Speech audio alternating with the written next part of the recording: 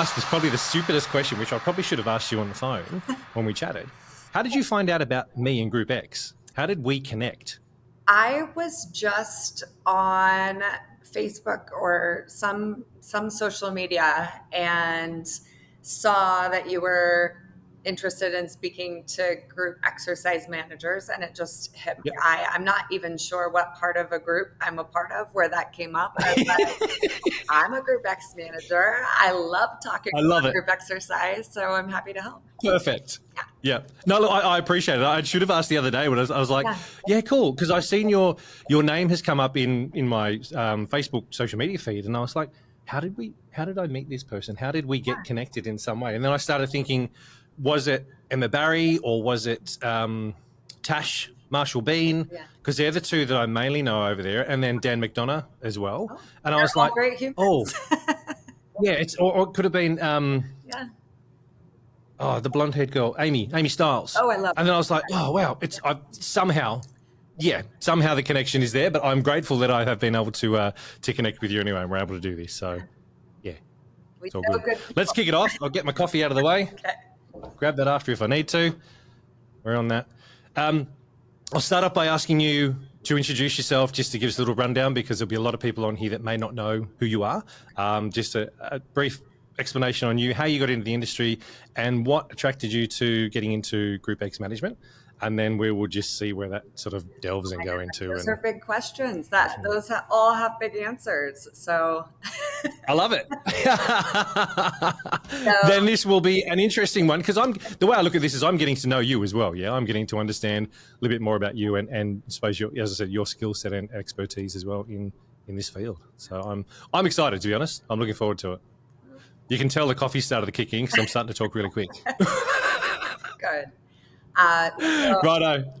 So Let's go. My name is Trey Tripoli, and I am a group fitness manager in small town Colorado called Grand Junction. And I manage 2 different studios in Grand Junction and also Clifton. And I've been serving in that role for 17 years, 17 and a half, I guess now. And Yep. I love that role. It's truly one of the greatest joys of my life. And then I also serve as a Les Mills national trainer and presenter. And Cool. I've been able to do that for just over 10 years. And that's an incredibly special part of my life as well. I love that. What programs are you trainer presenter in for Les Mills? I train body pump, body combat, Les Mills tone, sprint, shapes, strength and development, and then I'm going to be presenting functional strength here at the event coming up here in Houston. 7. And I struggled with 2 programs under my belt, let alone 7. Well done. But it obviously goes to show as well that the skill set you've got from the years you've been doing it, you're able to nail it. So yeah, well done. And that's a huge accomplishment too. 17 years doing what you're doing. A lot of people in the industry, especially since that time of life that we don't like referring to much anymore, that we all sort of went into stay home and don't do anything. A lot of us jumped out. A lot of people jumped out of the industry back then, but for you to be able to keep going through that and beyond, I think is absolutely brilliant. So well done. Thank you. How did you get into Group X management? How did that side of things begin, and how did you realize that was something you wanted to do? So I actually worked at a gym in the kids club, because it was the only job that I could get where I could take my daughter to work. And I was not my healthiest version of myself at that point in time. I was actually about 80 pounds heavier post-pregnancy and kept it on for quite some time afterwards. But wow. I was in that job and had the opportunity one day, and an instructor didn't show up for class. And so they asked if I'd hop in the pool to teach a class, and I reluctantly ended up teaching it. And after the class, they're like, put her on the schedule. And so I ended up teaching group exercise from that point on. And we had, at the time, Golds was moving into our area and heard about me as an instructor and actually recruited me to hop into that role. So brilliant. And you've been there since? Been doing it ever since. We used to be Gold's Gym. We've switched, and now we're independently owned, but same team behind it. Yeah. That's fantastic. Yeah, that's so different as well from a lot of the people that I've spoken to previously. That they've either had the tap on the shoulder being an instructor, and then they've made their way through, or some people have sat down and just gone, you know what? No, I want to do that. I want to manage that team. I want to do that kind of stuff. Yeah. I like hearing your journey because it's so different and refreshing. Because it goes to show that. Yeah, it's unique as well. Yeah, everybody has their own version or their own story on how they got into what we're doing in this industry, and it's nice to hear that and and be able to share that with you. So I appreciate that big time. Let's delve into GROUPEX management. There's so much in GROUPEX management. It's not funny. What would you say is your most enjoyable thing about being a GROUPEX manager? The members, absolutely. How rewarding it is to get to serve them and put together an incredible team to feel their joy. Yeah. I like hearing that too. I want to drill into that a little bit if we can. Member satisfaction obviously is huge. We know that member satisfaction, a great way to engage your members, retention, keeps members coming back and all that kind of stuff as well. And like I say, with your Les Mills experience, helps a hell of a lot, especially in a lot of the independent clubs here in Australia, I'd say are probably a little bit different, where they support and I suppose backing is a bit lacking over here. So it can be a struggle sometimes to actually get that engagement. Yeah. How do you get engagement with your members, not so much with the team, but in day-to-day environment? Are you able to stand at reception, swipe in, help out? Are you able to have conversations with them? Can you run us through sort of a brief sort of day on how you would interact with your members? Yeah, so I work full-time at the gym. So when I'm not teaching, I'm there interacting with our team and with our members. So whether that be popping in and out of classes, teaching my own classes, standing at the front desk to just address member concerns, potentially walking on tours and helping out in any way I possibly can. Just having I like it. Sorry, say that again. I missed that. Just having a presence in the facility. Yeah. Look, it's so important, and I think being in the job or being in the gym full time does help in a big way. There's a lot of venues here in Australia that the job's not full time. Yeah. Some people, I spoke to a lady 2 weeks ago that was 5 hours a week is all she's getting paid to do GROUPEX management. Someone else has been paid 10 hours a week. It's such a challenge when you aren't in the venue full time or aren't in the venue quite a fair bit to help with that member engagement and that member experience and that kind of stuff. There's one thing that I used to do back in the day was stand at reception at a peak time slot and swipe people in. Yeah. Be cheeky and go, right, in knowing that the guys were coming in just to do weights. Yeah. Be cheeky and say, right, so you're going downstairs to the cycle studio today. Hey, yeah, great. And they'd be looking at me with, like I've got 3 heads going, Tony, what? But it was my way of getting that engagement with them in order to help out and do. And my role wasn't full time, but it was something that I made time myself to go and do because I was a PT in there as well. So I had the opportunity, if I had a client cancel or whatever it may be, to actually to get in there to do it. Member engagement, great. What about instructor engagement? How hard is it for you to get engagement with your team, knowing that most of them are casuals and will be, I don't know if they teach at numerous places apart from your gym. How do you find instructor engagement and communicating with your instructors? Is it easy or is it a challenge? It's become more and more challenging, to be honest with you, because most instructors, instructing is not their full-time job. So they have work obligations and family obligations. And so typically they're able to spend as much time with us as they can. But it is incredibly challenging to host meetings like we were able to maybe even 10 years ago. So typically we communicate via different, what's it called? It's different apps called Slack. We are able to communicate through Slack and GROUPEX Pro to be able to have discussions and then be able to talk back and forth. But unfortunately, face to face without actually seeing them and interacting with them in the gym, it's quite challenging. Challenging. Yeah. Yeah. Yeah. Do you guys use like Facebook or WhatsApp groups, that kind of stuff, or is it primarily GroupEx Pro and Slack? Yeah, Slack's kind of like WhatsApp, what it used to be, Okay. but Yep. it is a little bit more interactive, and we can talk with each team respectively, and then we can Yep. also talk to the entire staff of the gym, and then just the entire group exercise team as Yep. well. So So communication can be filtered down to whoever you really need to chat to. Yep. yeah. Okay. Good. Management styles. Let's have a brief touch on management styles if we can. Is there a particular management style that you use when you're managing your team, your staff, and that kind of stuff? Like, I asked that question. Some people don't quite understand what I mean when I ask it, but there's typically, I would say, 4 or 5 different styles of management that we can use when we're interacting with people. And for me, I think it has to change every single time because we're dealing with, how many different personalities of instructors that we have, which is always the challenge.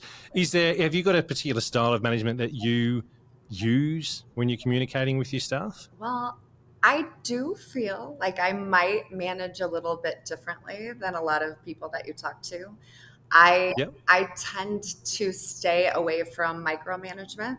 I truly Yep. feel like the people that I have on my team are there because they're incredibly special. And our team is so strong that I don't feel like I need to go in and give them constant feedback because, Yep. to be honest, our membership is voting with their feet. And if they're showing up for classes, then they're truly doing something really wonderful. And I go in and upskill instructors when they ask me for feedback, because that's when I feel they're most receptive, is when Yep. they're craving that. If Yeah. there is issues where class numbers are dwindling, I'll go in and have conversations to see what I can do to support them, to help them build their classes. But otherwise, I give our team the space to truly shine in the way that I know that they will best shine. You know how refreshing that is to hear? Good. Yeah. And it probably sounds weird for me to say that to you because you're like, what? But it's in a lot of the big chains here in Australia, they are, part of the Group X manager's role is no matter what, every 4 to 6 months, you will be in there, you'll be assessing your instructors. Yeah. A lot of the instructors here in Australia, I don't know what. Now, there's probably going to be people out there that'll be annoyed when I say this, but I don't care. I say what I want when I'm around this stuff anyway. That a lot of instructors don't want to be assessed. I'm fine. I'm perfect. I don't need assessing. Is that type of attitude that comes across? I'm yet to really hear of instructors here in Australia, and I've been in the industry now since 2002, 2003, that instructors turn around and go, hey, can you come in and assess me? Yeah. So to hear it, that it's happening for you, I think is brilliant. How do you assess your instructors though? What sort of stuff are you looking at when you go in? And are you in there with a clipboard? Do you video it? How do you run through that process type stuff? So I think the challenge with assessing for me is I typically feel anytime anyone's being assessed, period, there's a certain level of vulnerability. So it takes a little bit of bravery on the person who's going to be receiving the feedback. So they're naturally a little uncomfortable. So anytime I come in to even take a class, there's natural like nerves because I'm in a management position. And so they want to do their best work. And so there's already a little bit of a tweak in energy, right? And so I can do things different ways. So if they prefer to not have me in the room, they can film themselves and show me different filmings that they have. And then I'd assess it from the perspective of a trainer looking for the different aspects technically that can be improved and different opportunities where I see them being really strong. And then how can we amplify that strength? And then also looking for some opportunities that, there's some skills that can be dialed up. So offering them different perspectives on how to dial that up. Yeah. But I'll go in and take classes and I will watch filmings. It's a variety of whatever honestly makes the instructor feel most comfortable. Yeah, that's good to hear as well. I mean, it's one of the things that I used to do big time was always make sure that if is exactly that. If I couldn't get in for some reason, or if the instructor didn't want me in there because the pressure and that kind of stuff, set the camera up. You know what? Then we'll sit down and watch it together. Yeah. Most of the time, what I found is that by that instructor sitting down and watching themselves, I didn't need to do too much assessing. No. They assess themselves. They're their own worst critic, and they'll actually go, oh, that was wrong. I could be doing this. And it makes the conversation a hell of a lot easier. Yeah. Yes, you are in the management role, but it also almost eliminates that because you're sitting down with them to watch. Yes, we could sit there and we can go through and I was talking to someone the other day about it. I wouldn't go in too much to assess choreography. Yeah, because if they don't know the choreography, then that's something that you're going to be aware of. And cool guys, fix it up. If you did 4 reps of this instead of 3, it's okay. To me, it's looking at it going, you know what, sweet, yep, you've got to fix that. Yep. More on the delivery on, did you connect? Yeah. Did they understand? Was it safe? Was it effective? What can we do in that regard? If you're saying the same stuff over and over again, how do you get out of that pattern? Yep. What are the different things you can be looking at? And I found that by doing the video assessment, one, they can reflect on it at any time, but also if they want to then see it without me seeing it, brilliant. Feel free to go in there and video yourself at any time. Just make sure your members are aware of what you're doing, and it's not about them. It's just about you as the instructor, giving your own self feedback or checking in. With the sidestep for a second, with the trainer presenter role that you have with Les Mills over there, do you guys need to assess yourself quarterly? Because I know that team does here as well. Yeah, not quarterly, more on a yearly basis. But I am constantly assessing myself on a regular basis. Yeah. To check in on myself, especially for technique, make sure skills are on. Yeah. It's how do you find watching yourself when you sit back to actually do that? Because it's the first couple of times I did it was really weird. It was like the first couple of times I did this and started to watch myself back or listen to myself. It's like, it takes a bit to get used to seeing yourself and doing that kind of stuff. Yeah. How did you react the first couple of times you did it? So I tell everyone whenever they film themselves, including myself, that you have to watch yourself with a critically kind eye. So assess yourself like you're going to assess your best friend. And it kind of makes it a little bit easier. Whenever I'm assessing, what I'll typically do is I'll watch it and I'll turn off the volume because I get distracted by my voice if I'm looking for technique. And then I'll watch it and I'll turn away from the screen so I can't see myself, and then I can really truly listen to are my cues land. Yeah. Clever. Very clear. Is anyone listening? If you were doing the same, if you're watching back, I'd suggest doing the same thing because, as I said as well, the first time I edited a podcast, oh my God, I hated the sound of my own voice. Yeah, I still do. It's one of those things where I don't hear what other people hear. I hear something completely different. And when I'm watching as well, I'm like, oh man, no, I can't do that. But it's because we're always our own worst critic, aren't we? We're always going to be our own. Oh, Tony, what did you do there? No. And you're always going to have a go. Yeah, I always feel when we have videos in our classroom, like it brings a different energy. Like it's awkward all of a sudden. Yep. So I would recommend doing it frequently because then you kind of pretend that it's not there. Like it's a little bit more sense of normalcy, and it gets easier to get a true feel for how you actually are teaching if it's there regularly. You're forgetting that the camera's there and it's, cool, I'm just getting on with the job that I've got at hand to do. This is the GROUPEX podcast.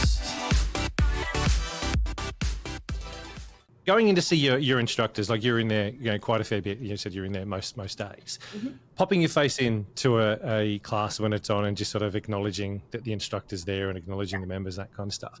Is that something you do frequently? I do that more than I actually do pop into classes. So I like to see them as they're walking into class and as they're leaving, and just sensing the energy from the participants and the instructor of how things are going.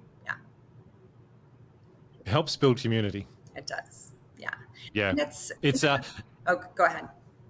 No, go. I was going to say go. I was going to say, when you're there and available, the members always know that they can count on you to be there and available. So often, if you get feedback on the team, in a written form, it's typically because somebody's upset about something.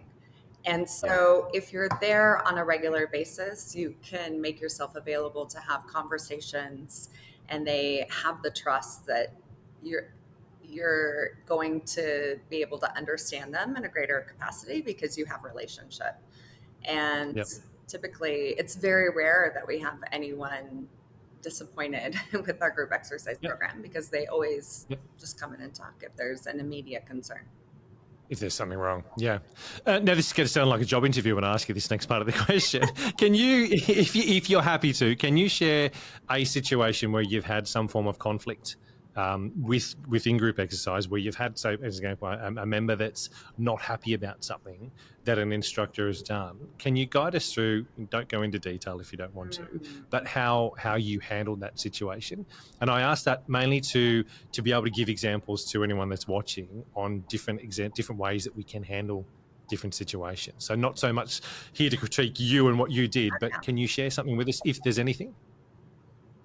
Yeah. Let me think of something that would be.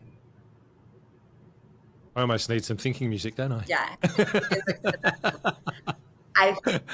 This one is unique, but I think, I don't know, I'd love to hear your perspective to see actually your opinion on how it was handled. But Yeah. I did have a unique situation that kind of stumped me for a little bit, but I actually am pretty happy with where we ended.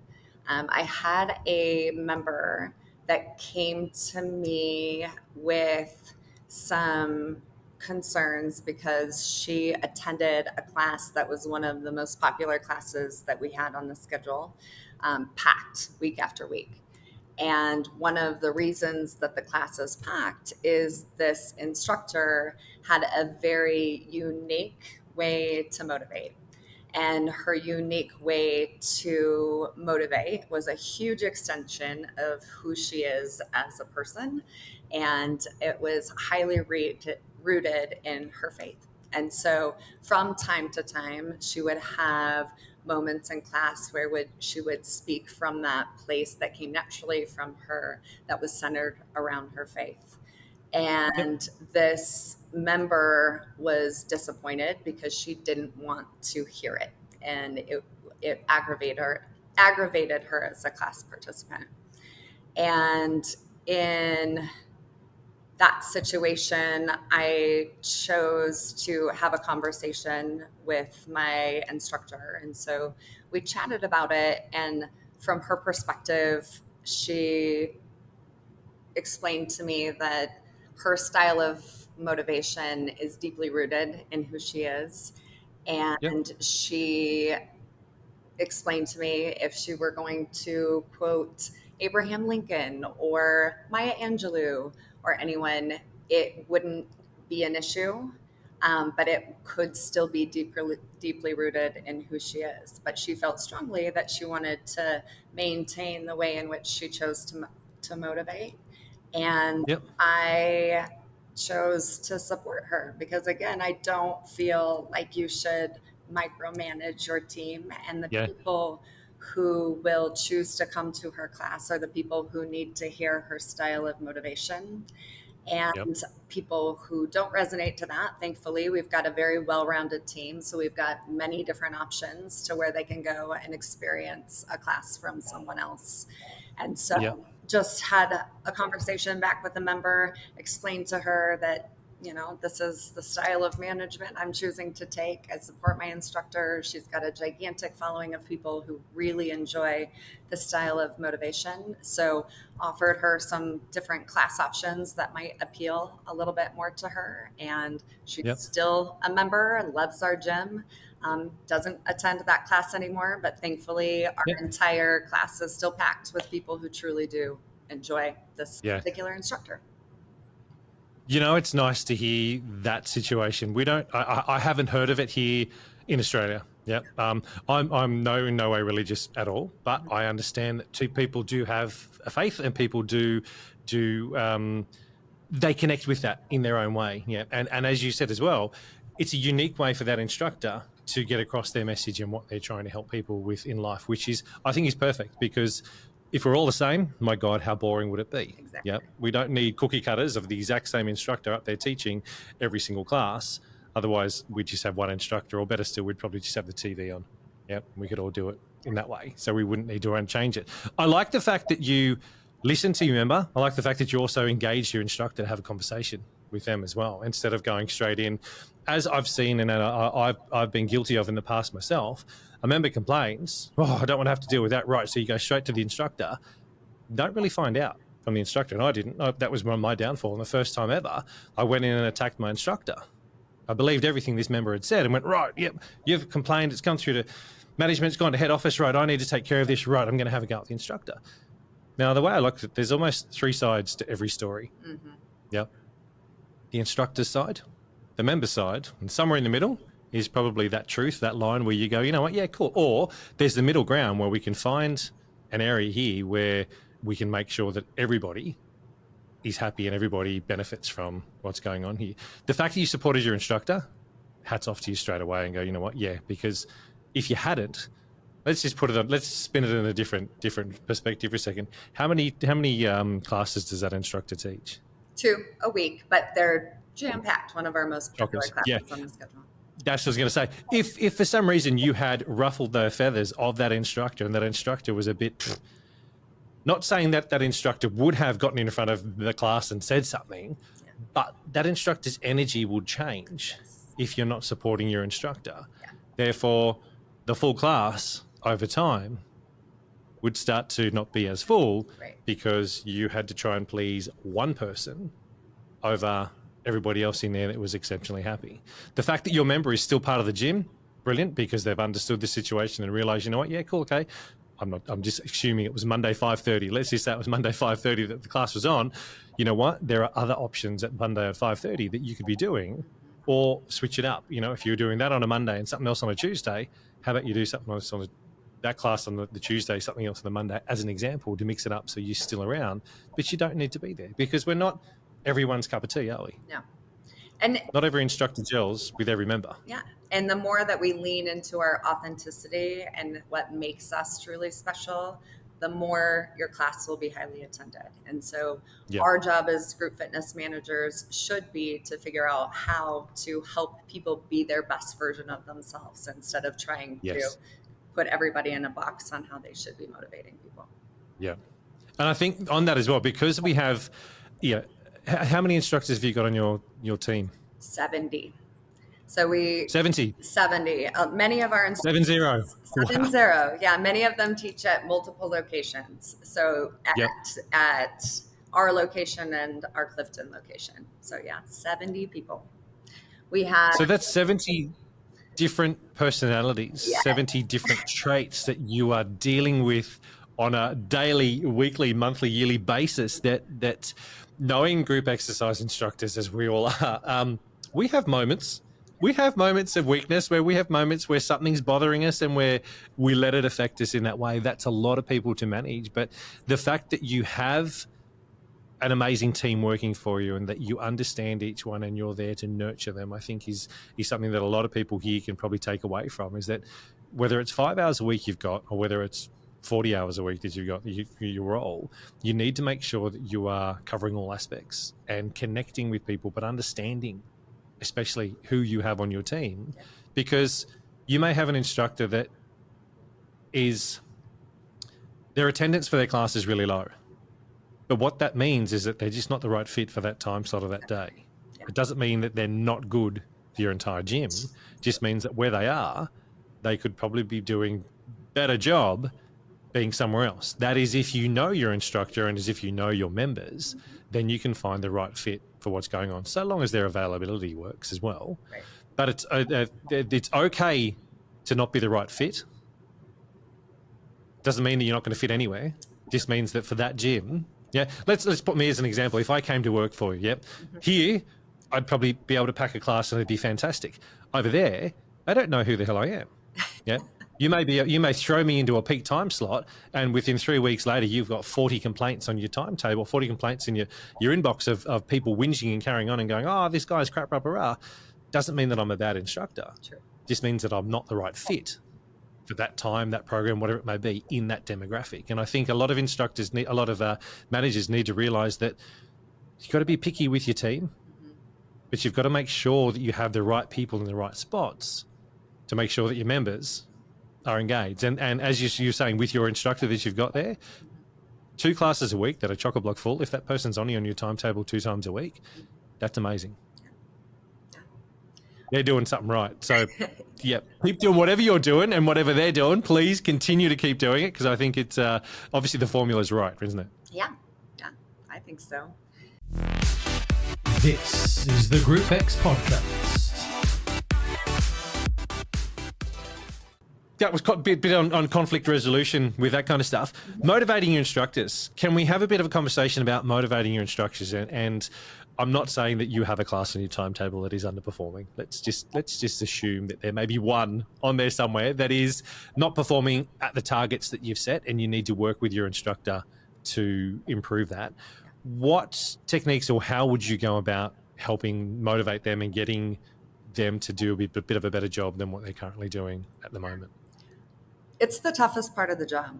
It truly is, because whenever you make that decision to put them in the time slot to begin with, you believe it's a good fit because they've demonstrated incredible talent, or they wouldn't be in that spot to begin with. So mainly, I would observe first and kind of see what the vibe is, because oftentimes when a class isn't thriving and you've got a talented instructor in the spot, most of the time it comes down to connection. So just checking to see what is happening before and after class. Are they showing up early? Are they interacting with the people within the class? Is there that building of community, or are you just showing up to teach and leaving? Is there any interaction on a truly connective level, or are you just showing up? So first I would take a look to see, what's actually happening there. If there is connective energy, but it's just simply people aren't interested in that type of class, we would try and first do some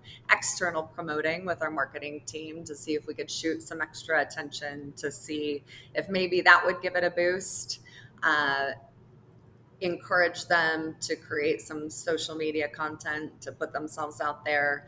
And then I think now, especially post-COVID, people kind of look at social media as white noise now. So the power of personal invitation is incredibly strong. And so we will quarterly do launches on a regular basis, and our launches are free to the public. So we would encourage them, when we have our next launch, to hand out actual personal invitations to people in your life to get some traffic with an authentic connection, instead of just hope somebody shows up. It's a little bit more intentional. And then at that point, we typically do samplers on a regular basis. So we would feature a class that's struggling in a spot on a sampler that could be sandwiched between classes that are highly performing, to give it a little bit of exposure. And if it's still not meeting class minimums, we would probably consider looking at taking it off the schedule and finding a different time slot where it might be a little bit more attractive to our membership. Yep. You've touched on a few things there, which I think are really vital and important for people to hone in on. Is that, attendance can be low for a variety of reasons. It could just be that the instructor's having a bad moment.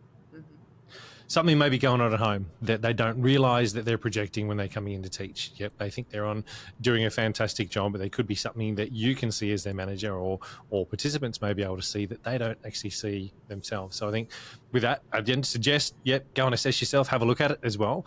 But also, as you said, walking in there and watching and just taking on a little bit, not there to assess them as in, this is, like assessing you for a payroll, pay increase type stuff, but just giving it a bit of an overview to have a look and see what is working, what isn't working. Are the members bored with the same thing? They're just rocking up because that's just the time they go, or is it a shoulder time slot? There's so many things we need to take into consideration for that to have a look at. And I think the what you mentioned as well, the right thing to do is not change it straight away. Oh, it's low. Yep. And there's a lot of, So a lot of management would look at that, not so much Group X management, but management above would look at that and go, okay, get rid of that because it's not working and it's costing us money. It's like, hang on a second. Anything that's not working, we need to give it time to improve. Right. Yeah.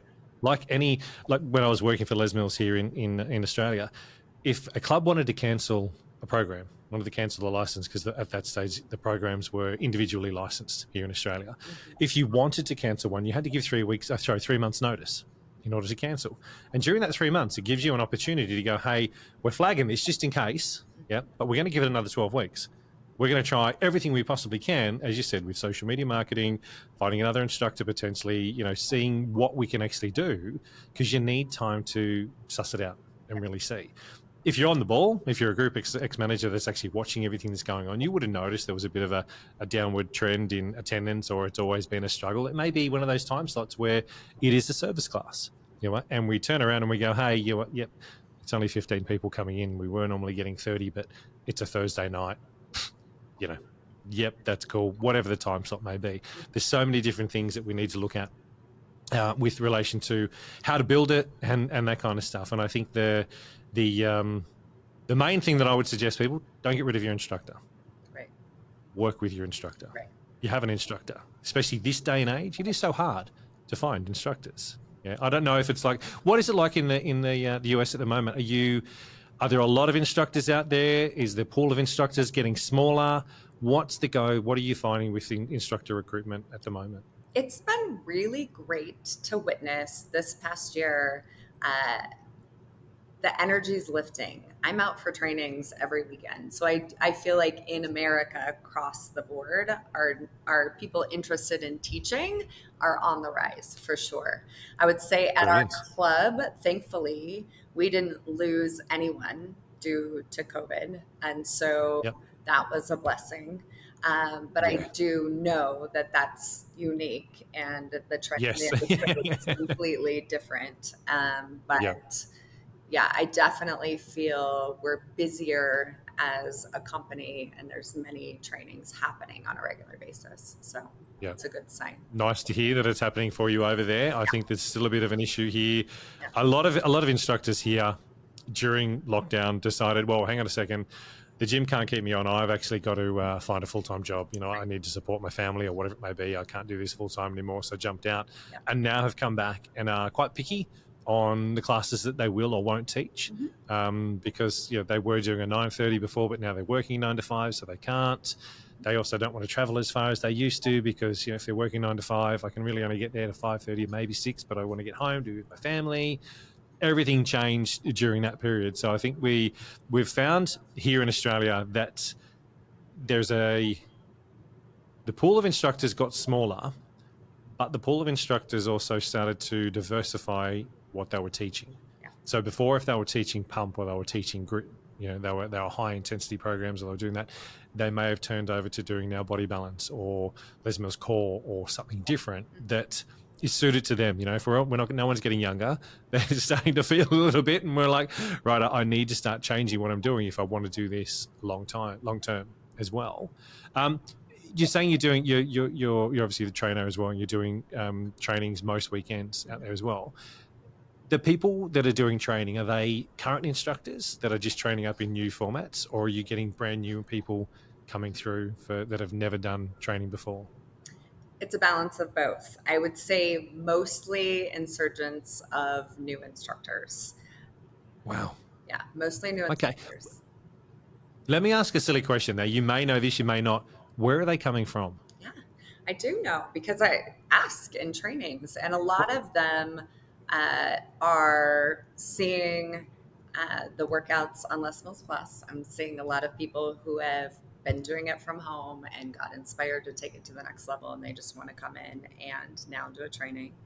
And then a lot of them are coming from showing up to the gym, not having a time slot that they would love to be able to attend. And because they can't attend at that time slot, then they are inspired to be like, well, maybe this is my sign to go and get certified. So you see a lot of that. So that's a sign that the instructor depth isn't quite there and they're wanting to fill a need, which is great. But, I truly feel like in that time of COVID, when we all had to pull back a little bit, I don't see it necessarily as a negative. I think there was a lot of instructors, including myself, that went out and were teaching way too much.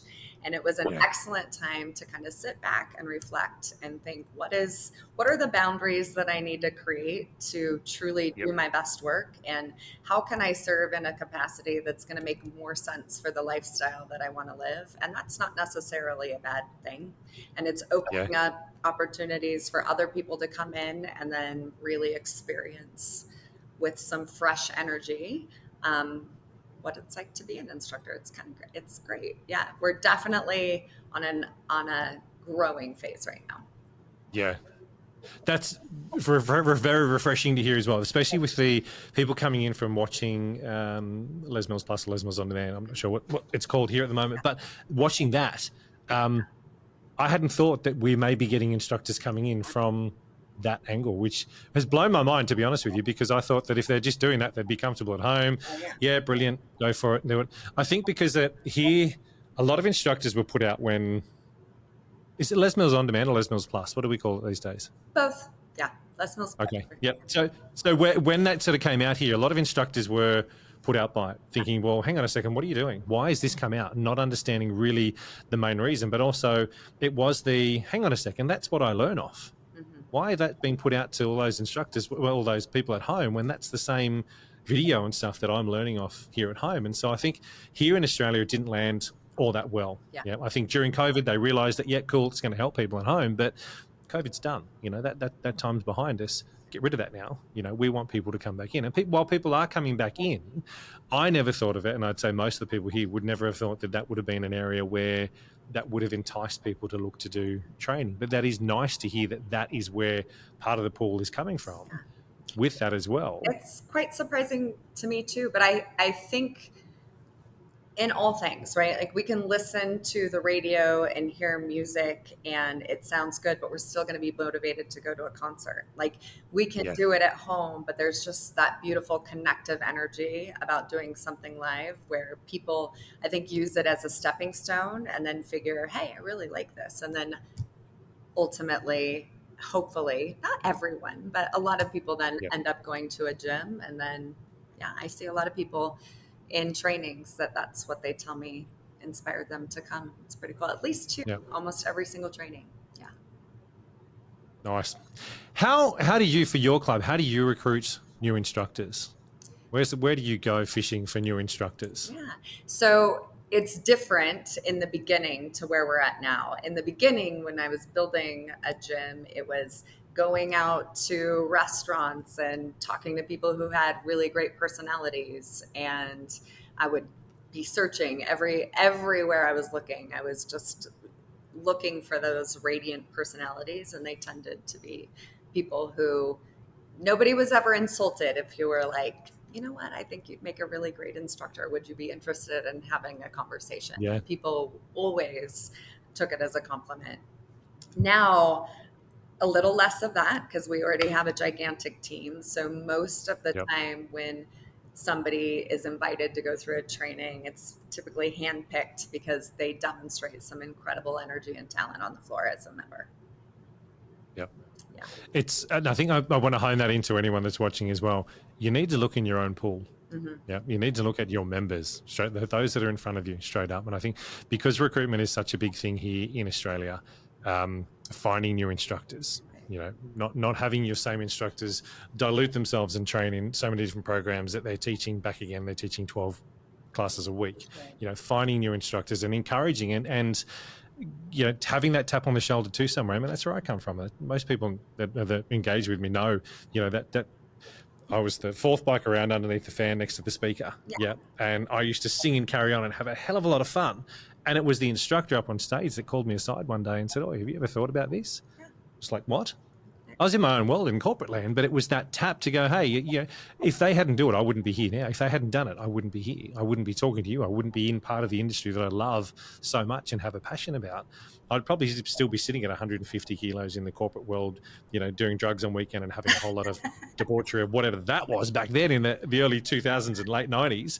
Yeah. But I'm so grateful for that tap on the shoulder. And that's why I say to all Group X managers is get in classes, but also ask your instructors. Ask your instructors, who's the best person in your class? Mm-hmm. Yeah, who's that person that's always rocking up early, that even sets your stuff up for you on stage before you're even in the class for some reason? You know, they've gotten in there that early, that they're helped out, they've grabbed your bench, your weights, everything, or they've, you know, put your yoga mat down or whatever it may be. They're there to help out. Who is that person? And have a conversation with that person as well to say, hey, you ever thought about this? Yeah. The hardest part is they're already there. They understand it. They understand. That's the hardest. They already love it. They're showing up. Yeah.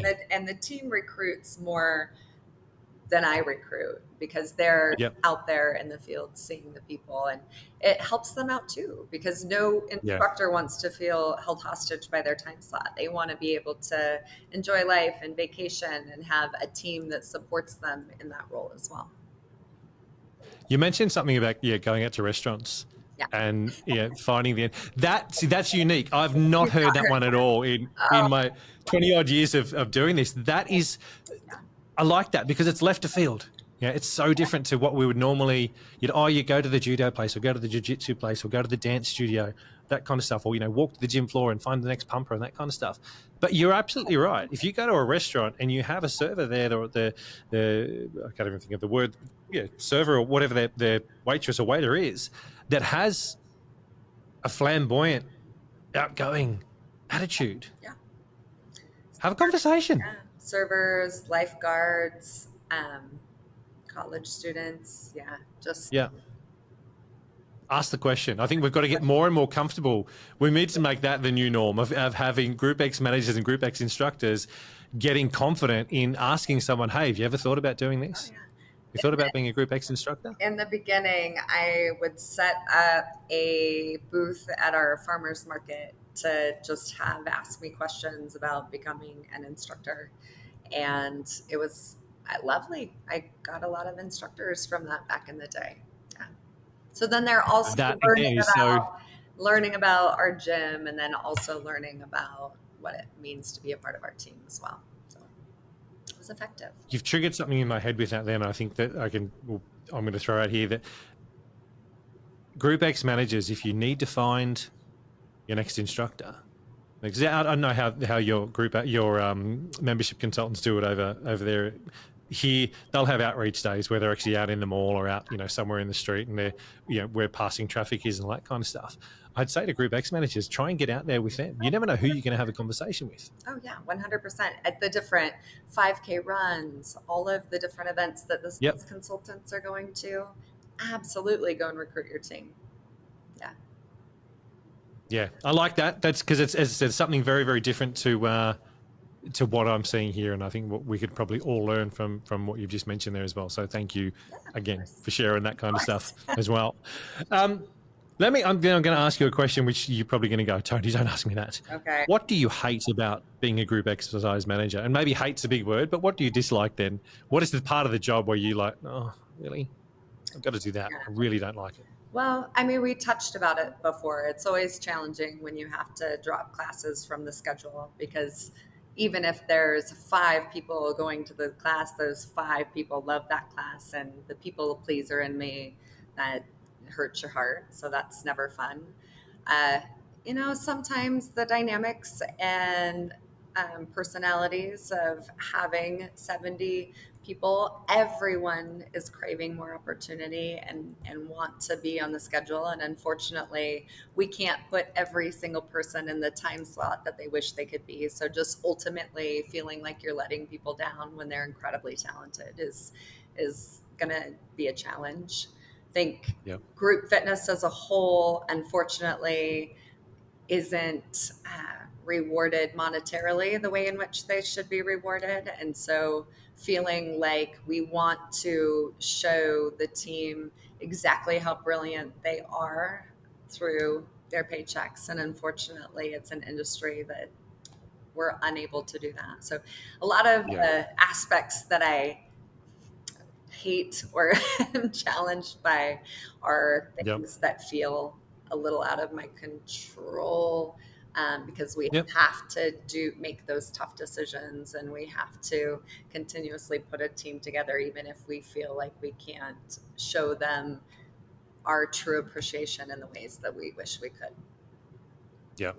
On that, on decision making, do you involve your team with the decisions that are being made? Do you involve your instructors and your wider team, or is it something that you and upper management decide on, and then you unfortunately just go and just deliver the news? As far as classes being taken off the schedule, I have conversations with the instructor team together. Like, we make the decision, like, do you feel like it's time that it come off, or do you feel like it's a situation where there's potential for growth? And most of the time, if it's something where it's been lagging and they've put in a ton of effort, they can ultimately help make the decision as well. But I wouldn't say as a team we make the entire decision together. It would be flagged, and then we continuously work together until ultimately, if it's taken off, it's never a shocker. Team building stuff. Do you get an opportunity to do much team building stuff outside of the gym with your team?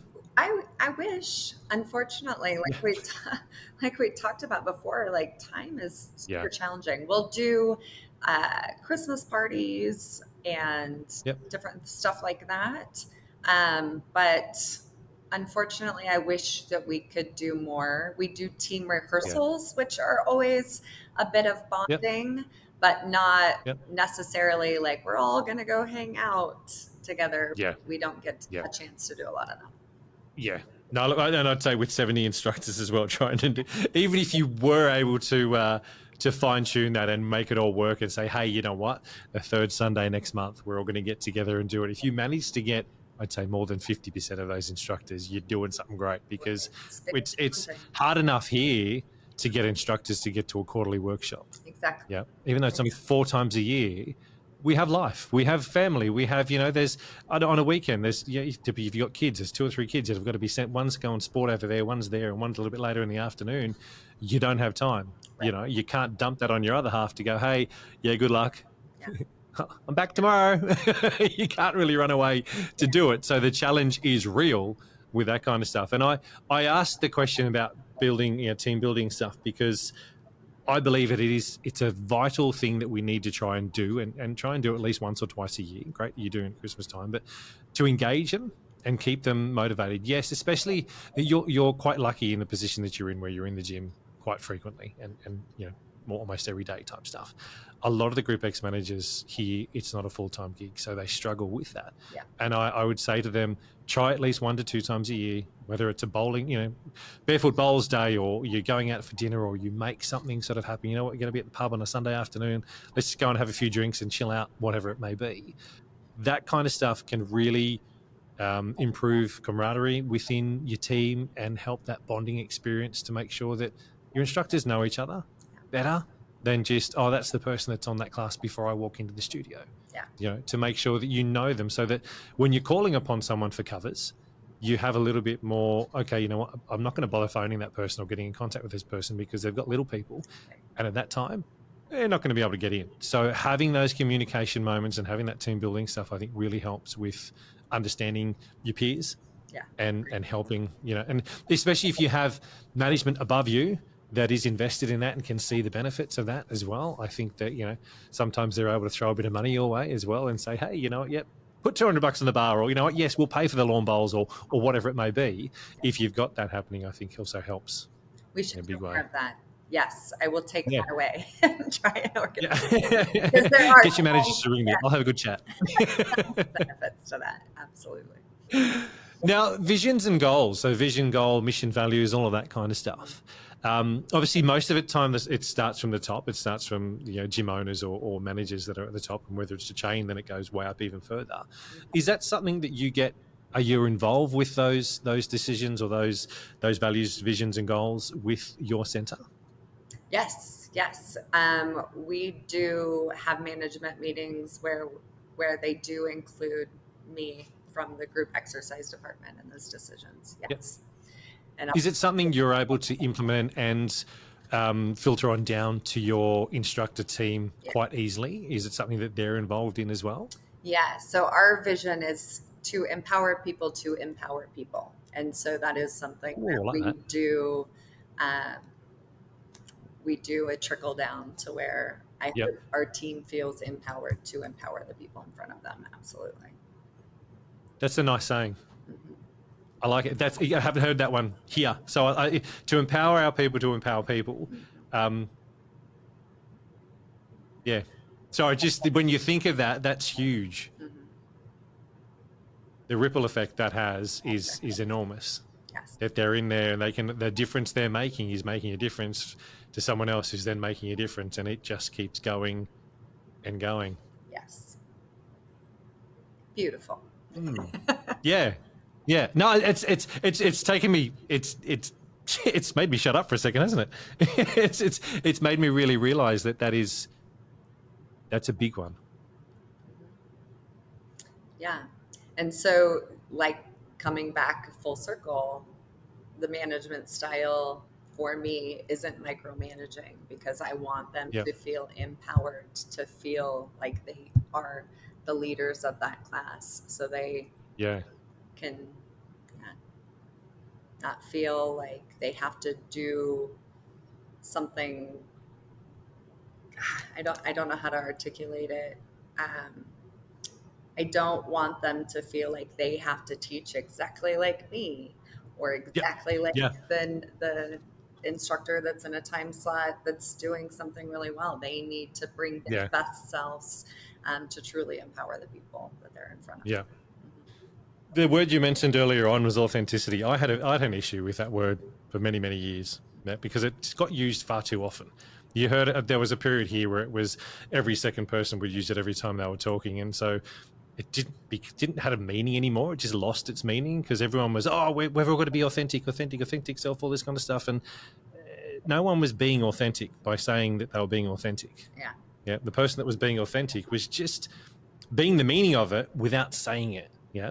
But I appreciate the context you've used it in, and I appreciate you saying it as well, because I haven't heard it in a while. So it's nice to actually hear it. I think a lot of people here are like, don't say that word around here. But I'm okay with it.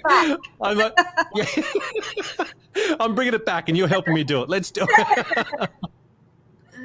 But it's so, you reflect on that as well. And it's so empowering. There it is with what you've just said as well. You're letting your instructors be them, 100% them. And I think that was when turning point for me as an instructor, and also as a manager, when I stopped trying to be everybody else and I just started being me.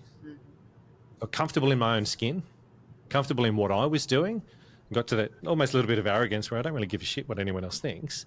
This is what I'm going to do. This is me. Yep. That's when I found, especially from teaching, my class numbers started to increase.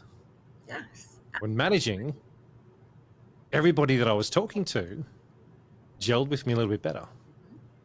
Yeah, because I got comfortable in what I was doing and who I was and myself, being the authentic me, then just started moving forward going, yeah, cool, you know what, this is what it is. This is how I am. I will learn. If I stop learning, then there's a problem.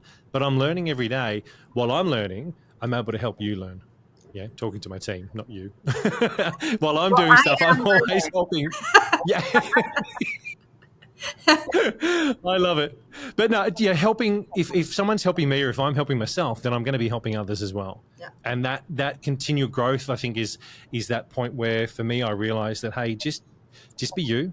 Yeah. I think there was a lot of, and I think we all go through it. There's a bit of imposter syndrome sometimes when you're in there doing stuff and you have that moment of, wow, I'm doing this, but should I really be doing this? You have that little bit of self-doubt that goes on. Just be you. Be 100% you, let it happen, let it shine, because people are going to gel with you or they're not. Yeah, you can learn things from it. I said this the other day in the chat I had as well. My 8-year-old daughter, in year 3 at school over here, in primary school, I think it's prep, you guys may call it over there, but she's learning every day. Yeah, and some days she'll come home like, what did you learn today? And she's like, oh, Dad, so much. So what did you learn today? And I love the fact that she asked me that question, because she knows that, there's a 40-year age gap between her and I. but I'm still learning every single day. I don't know it all. I don't profess to know it all. I don't want to know it all. I still want to learn. There's so much more that I can take on board from every single conversation I have with people to be able to pass on to somebody else as well, which I think is brilliant. Absolutely brilliant. This is the GROUPEX podcast. Are there any words of advice you want to pass on to anybody that may be watching or listening? Is there any parting words of wisdom that you would like to share with people? I think people, if they're in a group fitness management role, oftentimes they feel like they need to come to answers on their own, but reaching out to a community of group exercise managers is smart, and to bounce ideas off of other people will help you to learn and grow and become the manager you want to be. But to just go at it alone, typically I feel people don't stay in their roles long because they get really frustrated. So to have outlets and resources and people who are there to support you is really important. Thank you. Yep. You have just summed up why I'm doing this series of GROUPEX podcasts so well that I appreciate that. And I'll just say to everyone now, that wasn't rehearsed. That was not something that I asked Trey to say. You just come out and said that, which I was, yes, it's awesome. That sums it up. The main reason I started doing this series of the GROUPEX podcast in management series was to share our knowledge, the experiences that I've had, the knowledge that I've got, the experience and knowledge that you've got. If we can pass little bits and pieces on, and there can be someone out there watching from God knows where in the world that has just gone, oh, I'm going to try that.